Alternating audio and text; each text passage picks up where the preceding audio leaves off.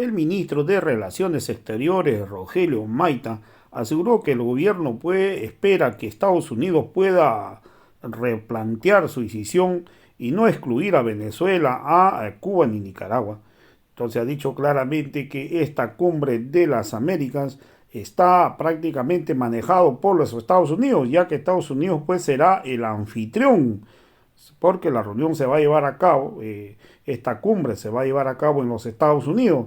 Entonces ya las cosas están claras, han dicho claramente que hay varios países que no van a participar si es que excluyen tanto a Cuba, a Venezuela y a Nicaragua. Vamos a escuchar pasaje de la intervención del ministro de Relaciones Exteriores, a Rogelio Maita. Relaciones Exteriores, Rogelio Maita, a quien le damos la cordial bienvenida. ¿Cómo está?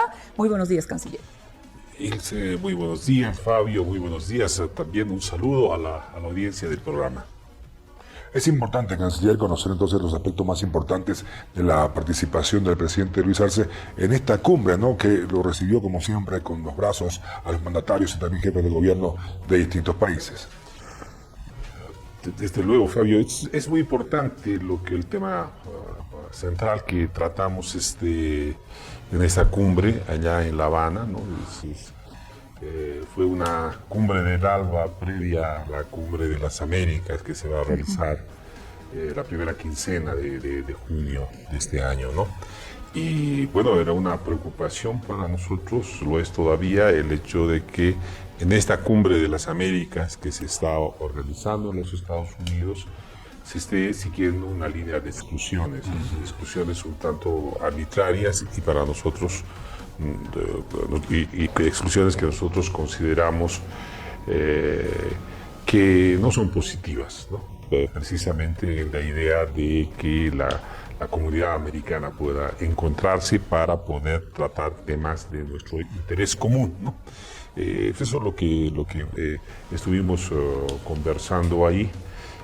Lastimosamente ha existido una posición desde los Estados Unidos que es el anfitrión, ¿no?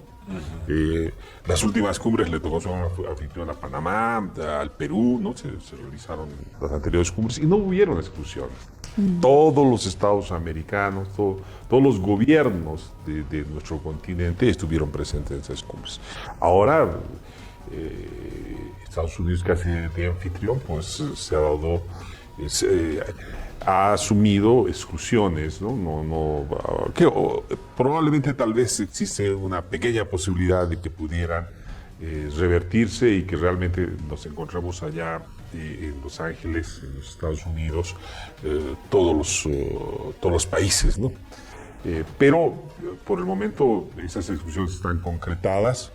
Varios países se han manifestado en ese Fue sentido. rotundamente rechazado. Sí, desde prácticamente la frontera ahí de los Estados Unidos, México, el presidente Andrés Manuel López Obrador se manifestó contra las exclusiones. Claro. Es más, él expresó que él, como presidente, no iba a ir si se mantenían esas exclusiones contra 3 países, ¿no? Contra Cuba, contra Venezuela, contra Nicaragua. Ellos no los estarían invitando, ¿no?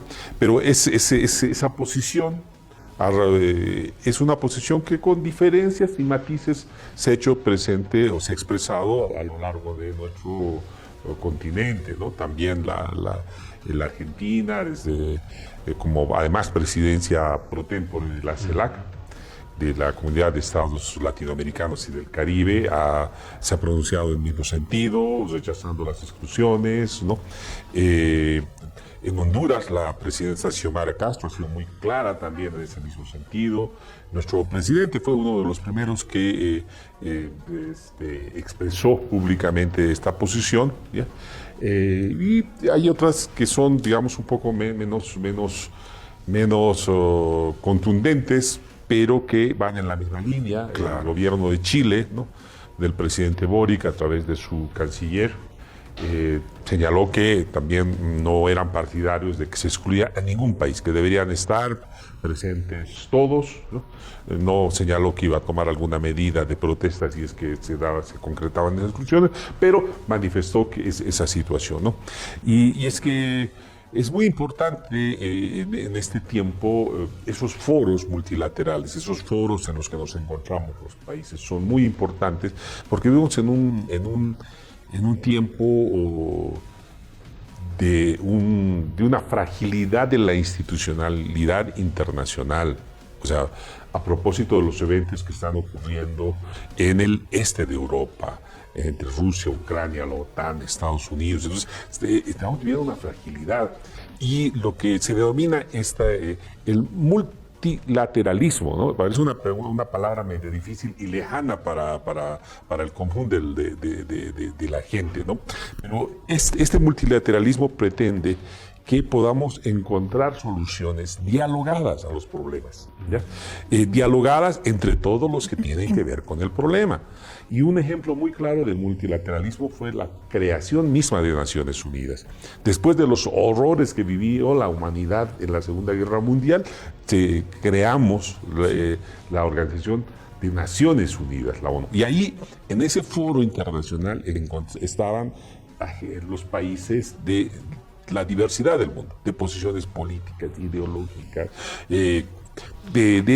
estaban todos. Por un lado, Estados Unidos con su visión ideológica del mundo, y por el otro lado, la URSS de entonces con su visión ideológica, pero todos se podían sentar en ese escenario de Naciones Unidas, en el paraguas, así, ¿no? Exacto, en el paraguas del multilateralismo. En este momento, esta práctica que ha sido buena para el mundo está en riesgo.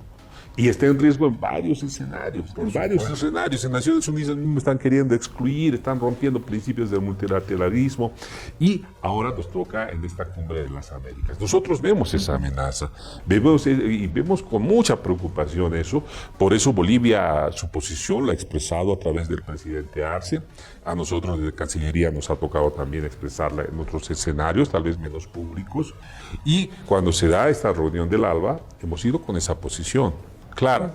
Y en el ALBA también hemos compartido los diversos países, había había posiciones más duras, ¿no? más duras de algunos países, obviamente por cierto, los países que eventualmente no habían sido invitados, se manifestaron, pero no nos pidieron nada a nosotros, digamos. Los demás países debatimos mucho sobre esto, ¿no? En posiciones que iban hasta directamente no ir, que ningún presidente vaya ahí, que ningún gobierno vaya, porque probablemente sea la única forma de expresar un mensaje y decir, no, necesitamos más participación de todos. O sea, aunque no nos guste lo que la ideología de algún gobierno, no nos guste, digamos, determinadas posiciones políticas, ok, pero hay temas que nos atañen a todos. O sea, imaginémonos, si vamos a hablar de cambio climático, vamos a hablar de cómo vamos a enfrentar esta situación, no es que podamos excluir algún país. Claro. Ahí tenemos que participar todos y tomar decisiones entre todos. Exactamente, ¿no? Y justamente por este tema es que el presidente ha ratificado que no va a participar en la Cumbre de las Américas. Pero no participaría si es que se mantienen las discusiones. Claro, porque está abierta la posibilidad de que pueda asistir si es que también depone actitudes de Estados Unidos. Exactamente. Esa es la posición, y es la posición de varios presidentes en nuestra región, Andrés Manuel López Obrador de México, Xiomara Castro de Honduras, ¿no? ¿Y qué es lo que hemos visto ahí? Yo creo que podemos hablar en este escenario con mucha transparencia con nuestro pueblo, ¿no? Y debemos de hacerlo. ¿Y qué hemos visto ahí? Una posición de los Estados Unidos muy ideológica, digamos. O sea, esos países no me gustan, no los voy a imitar. Utiliza el discurso de que no estarían cumpliendo la Carta Democrática, pero no hay un juez aquí. O sea, nos encontramos todos y conversamos y dialogamos entre todos. ¿Quién le ha dado la posibilidad de ser juez, verdugo, todo eso a Estados Unidos, ¿no? Y se ha lanzado Estados Unidos en estas últimas semanas en una fuertísima campaña para tratar de lograr la participación de los más presidentes que puedan. Porque en determinado momento, no nos olvidemos, el propio presidente de Brasil, el señor Bolsonaro, ha mencionado que tampoco iba a ir, ¿no? Y así han ido dándose otras manifestaciones. El presidente, el gobierno de Guatemala también ha dicho que no van a participar, ¿no? O sea, El Salvador, ¿no? O sea, está ahí complicada la situación.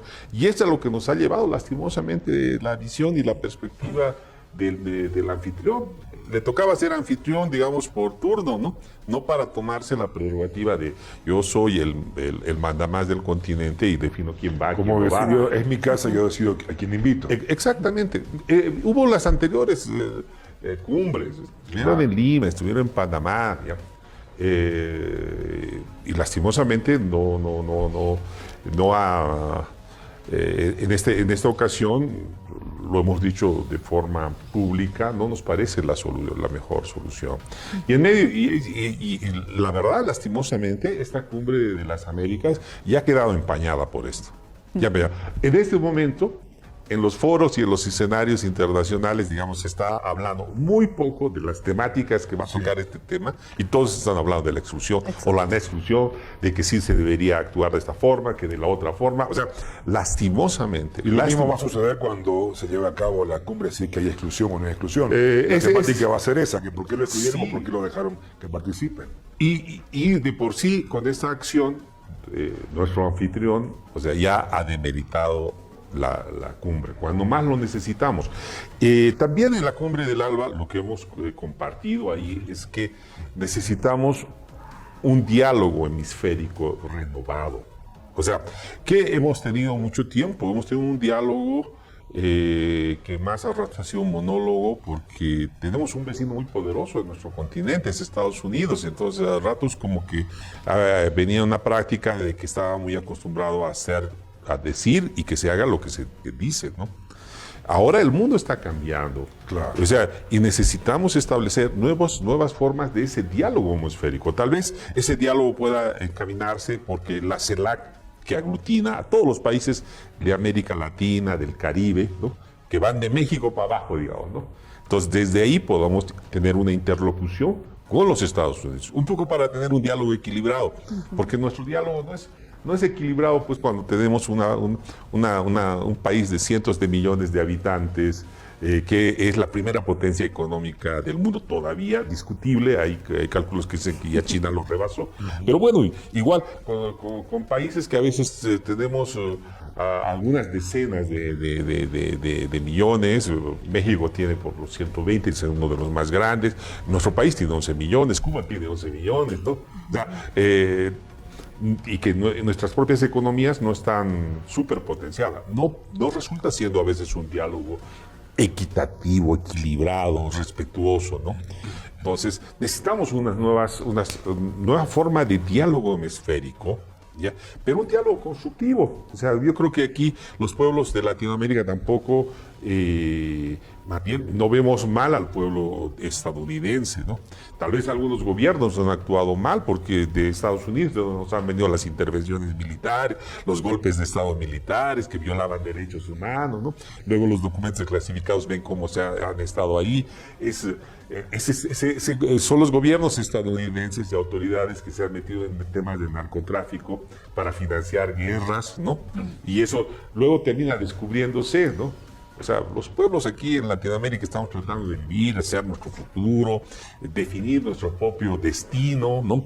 Algunas veces alguna visión más a la izquierda, otras veces un poco más a la derecha, a veces apostando mal a algunos países, y bueno, que no les va bien. En otros casos, como Bolivia, tomando decisiones con un modelo económico, y en este momento tal vez algo que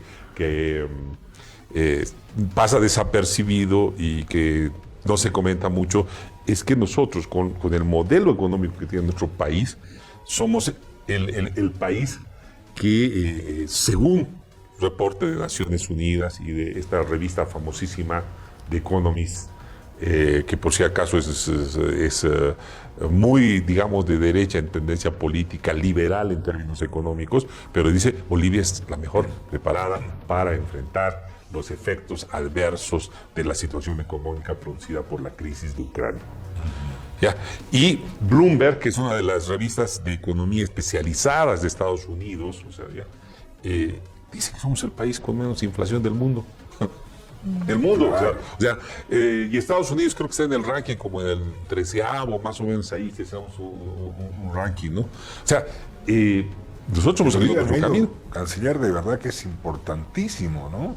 Sí. Nosotros a ratos no valoramos mucho, a nosotros en Cancillería nos toca, lo vemos más, lo sentimos más porque estamos en contacto con el exterior. Claro. Hay países, podemos verlo aquí en nuestra Latinoamérica más, en que la inflación se ha disparado hacia arriba. Argentina. Hay otros en los que no han podido conseguir pan porque no hay harina, ¿no? Nosotros hemos tomado nuestro camino. Pero nosotros hemos tomado nuestro camino soberanamente. No decimos que somos más, no nos sentimos menos que nadie y estamos dispuestos a hablar con todos. En ese diálogo multilateral, ¿no? Podemos compartir nuestra experiencia, podemos oír lo que tengan que decirnos, que no represente injerencia, que respeten nuestra autodeterminación. Es lo que queremos hacer en esta cumbre de las Américas, es lo que deberíamos hacer, o sea, llevar nosotros nuestro pensamiento que lo hemos expresado en varios escenarios, en que nosotros decimos que parte de la debacle en este momento de nuestro planeta, de nuestra madre tierra, y es que la estamos agrediendo, porque tenemos porque todo hemos vuelto mercancía, el agua, en algunos lugares hasta la energía solar, porque si tienes un panel, y con eso tienes energía eléctrica, en algunos países eso tienes que pagar.